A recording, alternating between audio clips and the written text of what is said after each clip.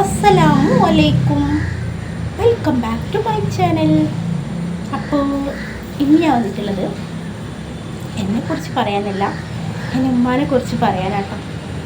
ഭയങ്കര പേടിച്ചിരിക്കട്ടോ ഉമ്മ. വേറെ ഒന്നിനല്ല, കുറേ ആളുകൾക്ക് മനസ്സിലായിട്ടുണ്ടാവും എന്തിനാണെന്നൊക്കെ. ഇലക്ഷനാണല്ലോ വരുന്നത്. അപ്പോൾ എല്ലാവരുടെ വീടുകളിലും ഇങ്ങനെ 2 ഫോം കൊണ്ടു തന്നിട്ടുണ്ടാവുമല്ലോ. അപ്പോൾ എൻ്റെ വീട്ടിലും 2 ഫോം കൊണ്ടു തന്നിട്ടുണ്ട്. അപ്പോൾ അത് ഫില്ല് ചെയ്യണം. ഇവിടെ ഏറെക്കുറെ കാര്യങ്ങളൊക്കെ ഫില്ലായി ചെയ്യുന്നത് ഞാനാണ്, എൻ്റെ വീട്ടിലും ഞങ്ങളെ വീട്ടിൻ്റെ അടുത്തുള്ളവർക്കൊക്കെ.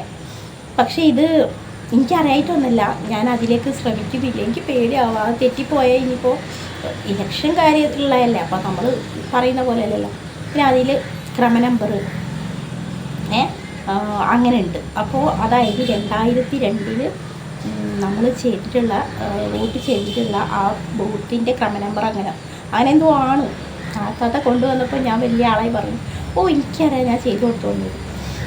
അറിയില്ലെങ്കിൽ കുഴപ്പമില്ല. ഇപ്പോൾ ഓരോ വീടുകൾ സ്ഥലങ്ങളിലും ഇങ്ങനെ ഓരോ പാർട്ടി ഓഫീസിലോ അല്ലെങ്കിൽ റേഷൻ കടകളിലോ അല്ലെങ്കിൽ അതിൻ്റെ സമീപത്തോ സ്കൂളിലോ മദ്രസയിലോ ഒക്കെ ഇതിന് ഹെൽപ്പ് ലൈനായിട്ട് ആൾക്കാരുണ്ട് കേട്ടോ.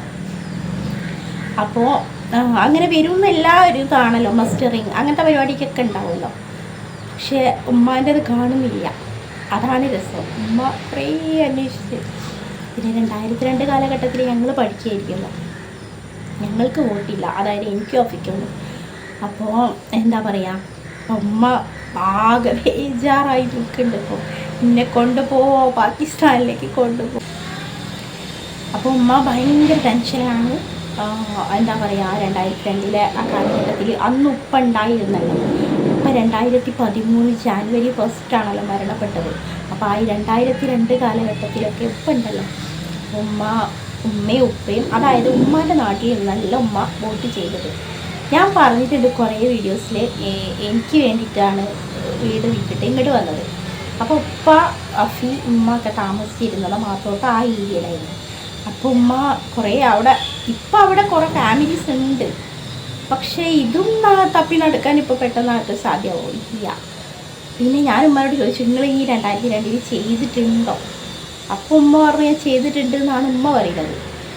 പറയാൻ പറ്റില്ലല്ലോ അത് ചെയ്തിട്ടുണ്ടോ ഇല്ലേന്ന്. അപ്പോൾ ഉമ്മയും ഉപ്പയൊക്കെ ചെയ്തിട്ടുണ്ട് എന്നാണ് ഉമ്മ പറയുന്നത്. അപ്പോൾ അത് കിട്ടണം. ബാക്കിയുള്ളതൊക്കെ ഫില്ലാക്കി. പക്ഷെ ഉമ്മാൻ്റെ കയ്യിൽ ഉണ്ട് കേട്ടോ. ഭർത്താവിൻ്റെ പേര് ബഷീർ ലേറ്റ് എന്നാണ് കാണിക്കുന്നത്. അതേപോലെ ഞാൻ പാത്തുമ്മച്ചിയുടെ പേര് പറഞ്ഞല്ലോ, ഉമ്മൻ്റെ ഉമ്മ. അപ്പോൾ അതും ലേറ്റ് വായിച്ച്, അതും ലേറ്റ്. മാതാവ് പിതാവ് എന്നൊക്കെ ഉണ്ടല്ലോ. അപ്പോൾ ആ ഗോളം ഫുള്ളും ലേറ്റാണ് കാണിക്കുന്നത്. അപ്പോൾ പിന്നെ സെക്കൻഡ് സെക്ഷനിലാണ് 2002 കാലഘട്ടത്തിൽ ആരെല്ലാം എന്തെല്ലാം ഉള്ളതെന്ന്. അതിലൊക്കെ ഫില്ലാക്കിയതിൽ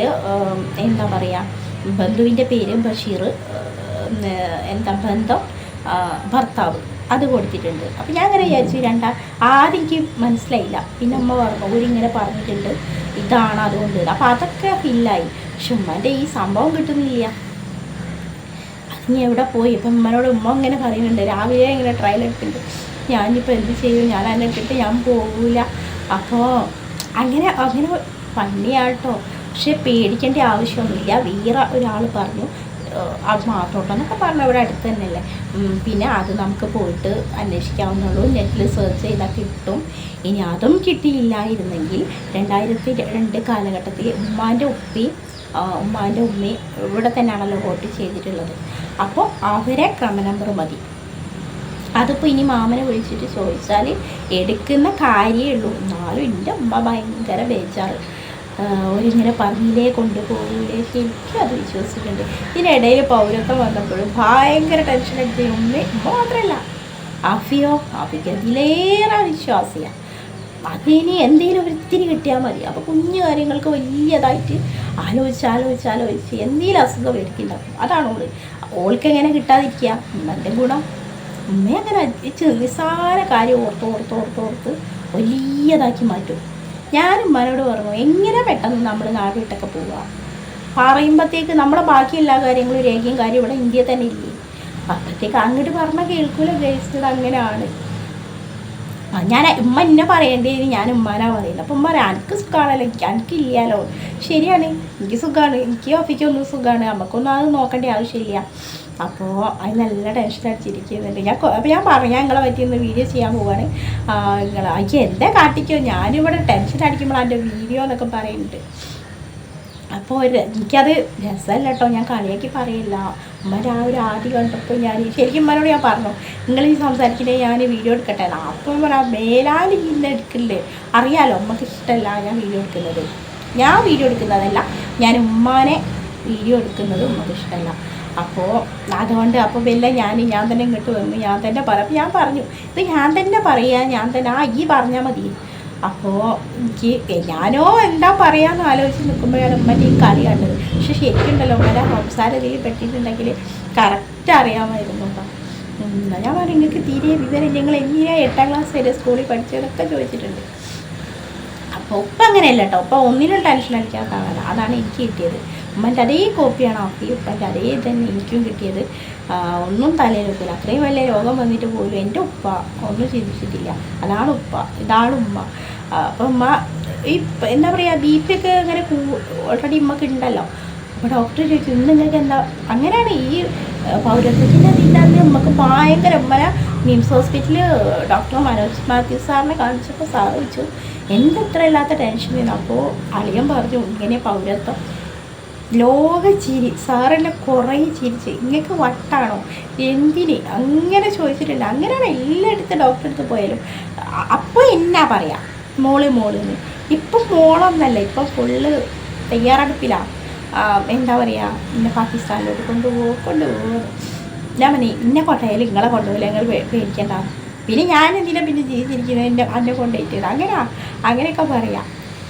അപ്പോൾ എന്താ പറയുക ഞാൻ പറഞ്ഞല്ലോ നിസ്സാര കാര്യം മതി, അത് എന്തെങ്കിലും ആക്കി മാറ്റും. ന്യൂസിലൊക്കെ എന്തെങ്കിലും കേട്ടാൽ ഇപ്പോൾ അടുത്താരെങ്കിലും അറിയുന്നവരൊക്കെ മരിച്ച് എനിക്ക് പേടിയാണ്. ഞാൻ മനെ കാണിക്കൂല.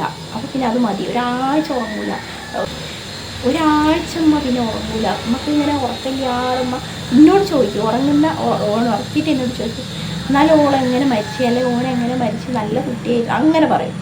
അങ്ങനെയുള്ള ഒരാളാണ്. ഇപ്പം മരിച്ചതിൽ പിന്നെ അങ്ങനെ വന്നിട്ട് നമുക്ക് ഒന്നും അങ്ങോട്ട് താങ്ങാനുള്ള ഒരു ഇതില്ല.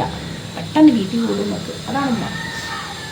അതുകൊണ്ട് തന്നെ ഞാൻ എന്നിട്ട് കുറേ കഴിഞ്ഞിട്ടൊക്കെയാണ് ഞാൻ ഇതാക്കുക. ഉമ്മ എന്നാണ് ശരിക്കും ഉമ്മൻ്റെ ഫ്രണ്ട് പറഞ്ഞ പോലെ നിങ്ങളാണ് ഓളെ ഇതാക്കേണ്ടത്. പക്ഷെ ഞാൻ അക്കാര്യത്തിൽ ഞാൻ ഉമ്മ മോള് അതാണ്. അപ്പോൾ അങ്ങനെ ഉണ്ടാവൂലേ കുറേ അമ്മമാർ അങ്ങനെ ഉണ്ടാവും. ഇല്ലാന്നൊന്നും എൻ്റെ ഉമ്മ മാത്രമൊന്നുമല്ല, കുറേ അമ്മമാരുണ്ടാവും. പിന്നെന്താ ചില കാര്യങ്ങളിൽ ഇപ്പം എന്നെ പറഞ്ഞിട്ടുള്ളൂ കേട്ടോ. എന്താ പറയുക ആരെങ്കിലൊക്കെ ഒന്ന് ചിരിച്ച് അല്ലെങ്കിൽ ഒരു വിഷമം പറഞ്ഞു അപ്പോൾ ഞാനത് വിശ്വസിച്ചു, പാവലേ എന്നൊക്കെ പറയും. പിന്നെ ഒരാൾ നമ്മളെ ഒന്നിൽ കൂടുതലൊക്കെ നമ്മളിങ്ങനെ ടോപ്പാക്കി പറയാം ഒന്നും നമുക്ക് അങ്ങനെ മണ്ടിയാക്കാൻ പറ്റുന്ന ഒരാളല്ല കേട്ടോ അമ്മ. അത് അതിൻ്റെ ഉദാഹരണം എപ്പോഴും എന്താ പറയുക അത് അപ്പിക്കില്ല കേട്ടോ. അപ്പം എന്നൊക്കെ എന്തെങ്കിലുമൊക്കെ ഇപ്പം നല്ലപോലെ എന്തെങ്കിലുമൊക്കെ ഒന്ന് പറഞ്ഞാൽ ഞാനത് ശരിക്കും അങ്ങ് വിശ്വസിക്കും. അതായത് എന്നെ നല്ല ഭംഗിൻ്റെ അങ്ങനെയല്ല കേട്ടോ ഞാൻ പറഞ്ഞത്. എന്തെങ്കിലുമൊക്കെ എന്നെ നന്നാക്കി എന്നല്ല ഞാൻ പറഞ്ഞത്. ചിലപ്പോൾ അവർ സങ്കടം അവർ പറയും മോളെ നിനക്ക് മനസ്സിലാവില്ലേ മോളെ. അപ്പം ഞാൻ വിചാരിക്കും അത് സത്യമാണല്ലേ പാവല്ലേ പറയും. അപ്പം ഉമ്മ പറയും അത് ചതിയാണ്. ഉമ്മ എപ്പോഴും പറയും അങ്ങനെ. അതാണ് ഞാൻ പറഞ്ഞത് ഉമ്മ അത്ര വിവരമില്ലാത്ത ആളെന്നല്ല. നമുക്ക് പെട്ടെന്ന് മനസ്സിലാവും ആരല്ല എന്തെല്ല. അത് നല്ല രീതിക്കാണോ പറയുന്നത് അല്ലെങ്കിൽ നമ്മളെ തകർക്കാനാണോ അതൊക്കെ ഓടും. പക്ഷെ ആ ആൾക്ക് ഇത് മനസ്സിലാകുന്നില്ല. ഞാൻ എന്നിട്ട് അമ്മനോട് പറഞ്ഞു നിങ്ങളല്ലേ എന്നെപ്പോഴും പറയും എനിക്ക് ആവശ്യത്തിന് വിവരമില്ല, ആരെന്ത് പറഞ്ഞാലും വിശ്വസിക്കും, അത് നല്ലതല്ല, നമ്മളെ കുഴി കൊണ്ട് ചാടിക്കുമെന്ന്. പക്ഷെ അതൊക്കെ ഓക്കെ, ഈ കാര്യത്തിലും നമുക്ക് പേര്. അപ്പം ഉമ്മ എന്താ ഈ ഗവൺമെൻറ് അല്ലേ പറയുന്നത്, അപ്പം ഇങ്ങനെ വിശ്വസിക്കേണ്ട അങ്ങനെയൊക്കെ പറയും. ഞാൻ ഗവൺമെൻറ് എവിടെയും പറഞ്ഞിട്ടില്ല. ഒരു ബഹുജനം പല വിധന്ന അടുത്തുള്ളവർ പറയൂ ചെവി കാണിച്ചിട്ട് ഫോട്ടോ വേണമെന്ന്. അപ്പം ഉമ്മ അത് വിശ്വസിക്കും. പിന്നെ മറ്റൊരു പറയുമോ അതിൻ്റെ ആവശ്യമില്ല എന്ന്. അപ്പം ഇന്നലെ അവിടെ ഹെൽപ്പ് ലൈനിൻ്റെ ആൾക്കാർ വന്നപ്പോൾ ഒരു പറഞ്ഞു അതിൻ്റെ ആവശ്യമൊന്നുമില്ല, ചെവി കാണിച്ചിട്ടുള്ള ഫോട്ടോ ഒന്നും വേണ്ട, നിങ്ങൾ ഉള്ള ഒരു ഫോട്ടോ മതി, ഇനി അതെല്ലാം നിങ്ങൾക്ക് വേറെ വേണമെന്നുണ്ടെന്നുണ്ടെങ്കിൽ വേറെ വെക്കാമെന്ന്. അപ്പോൾ ആശ്വാസമായി. അങ്ങനെയാണ്. നമുക്ക് പിന്നെ അതൊന്നും ചിന്തിക്കേണ്ട ആവശ്യമില്ല. അപ്പം എന്താ ഇതൊക്കെ ഒന്ന് പറയണമെന്ന് തോന്നി. അപ്പം എല്ലാവരും വീടുകളിലും ഉണ്ടാവും. അപ്പം ചർച്ചാ വിഷയം അതായിരിക്കുമല്ലോ. വോട്ട് ആയല്ലോ, ഏതായാലും നമുക്ക് നാടിന് നല്ല ഭരണകർത്താവ് തന്നെ ആയിരിക്കട്ടെ. എനിക്ക് അത്രയേ ഉള്ളൂ. എനിക്ക് അങ്ങനെ പാർട്ടി സംബന്ധിച്ച് പറയാൻ ഞാൻ ആളല്ല.